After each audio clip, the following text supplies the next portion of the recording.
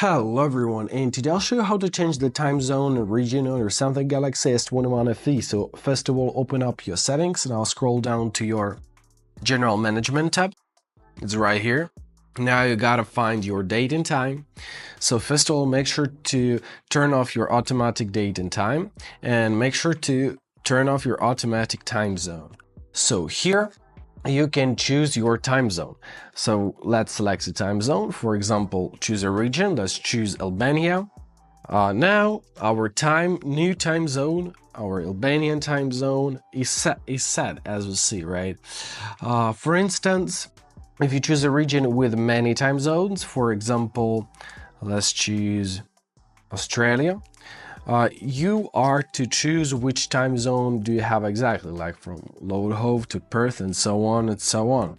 Now, if you want to restore an automatic time zone, simply go back to your date and time settings and turn on your automatic time zone and your automatic date and time. And that's it. I hope this video is helpful. Thank you so much for watching and have a great day.